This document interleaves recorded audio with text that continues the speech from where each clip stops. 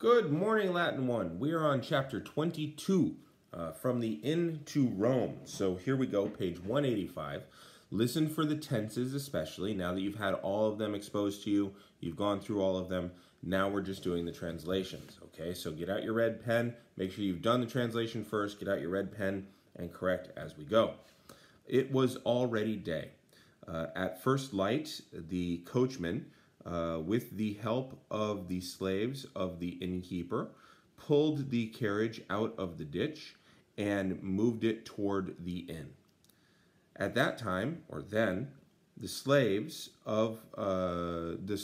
handed over the trunks to the coachman of Cornelius, or of the Cornelii, pardon me. Meanwhile, in the inn, while everyone was preparing themselves, Sextus, already forgetful of his nightful terror, so imemor will always take a genitive, it's a special kind of thing, so of his nightly terror, of his nighttime terror, of his nocturnal fears, was telling to Cornelia the story of the soldier. Eucleides was giving orders to slaves. So there's a bunch of datives in here. Cornelius himself was shouting to Cornelia and to Aurelia and the children, "Come on, everyone, don't delay. It is time to depart." At last, everyone came out of the inn and climbed up into the carriage. "Goodbye," shouted the boys. "Goodbye," and notice valete is plural, responded the innkeeper, who was standing in the road. "Do not fall into a ditch again. You are not able to find, or you are not able to sleep in all inns well." Then the coachman took up the reins and beat the horses. Beat here is perfect, but it's hard to tell because it's one of those verbs in English that does that.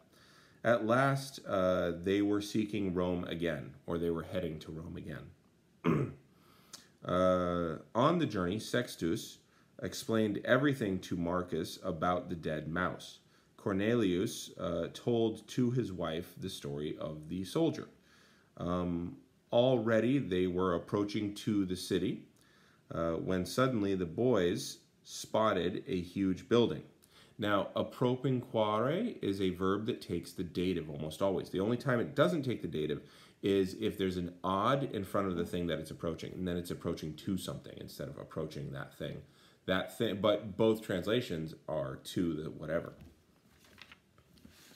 Marcus asked, "What is that building?" Or Marcus asked his father, "What is that?" And Sextus, "Who lives in that building?" To which Cornelius responded with a laugh, "Nobody lives there. It is the tomb of Messala Corvinus, who was a famous orator."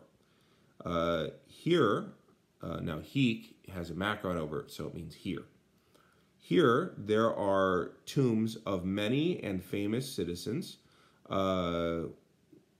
because it is not allowed for Romans to have tombs within the city. Soon they saw another huge building. "Is that also a tomb, father?" asked Marcus. "It is," or yes, Cornelius responded. "It is the tomb of Caecilia Metella. Did you all hear about Caecilia Metella?" But Marcus responded nothing to his father. Nihil there is a direct object. For he already was able to see the city itself. "Behold Rome," he shouted. "Behold Rome," shouted Sextus and Cornelia. Then Cornelius, "In a short time, we will arrive at the Porta Capena, and we will see Titus, the uncle of y'all." Of y'all.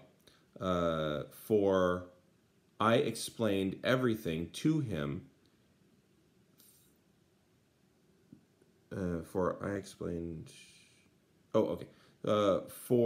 I sent a letter through a slave and explained everything to him. Titus soon will welcome us near the porta, near the gate. So a few things here. Notice that we just ran into some futures. Aren't you glad that you learned your futures? Notice there's a bunch of datives in this, okay? Also, we're on chapter 22. We finally got out of the ditch. Like on line 1, we got out of the ditch finally. So they've been in the ditch since chapter 13. Now we're on chapter 22. So congratulations, you're out of the ditch. So pay attention to the tenses that I was talking about. Pay attention to the uses of the dative there, as well as the uses of the ablative, because there were a lot of exercises on this. For extra practice, I do strongly recommend you use exercise 22C, Cornelius fabulam uxore narravit, and then Cornelius fabulam septimo narravit, and then and on and on and on down that list. And then it's just that he told a story to those people. Notice that there are some that are plural and some that are singular and whatnot. Also, exercise 22D is a good one because it talks about the dative. There's really only 2 uses of the dative that you, well, 3 that you have. Dative of reference, dative of indirect object, remember the song, and also dative of special verb. There are certain verbs that take the dative. So yeah, there you go. And then for any extra practice, go ahead and do 22E as well. 22F I already assigned, and if you haven't done that yet, I strongly recommend you do, because it really does highlight the difference between the datives and the ablatives. In the meantime, we're going to go on to chapter 23 on the next video, and we're just going to keep chugging along. All right, I'm going to push the button.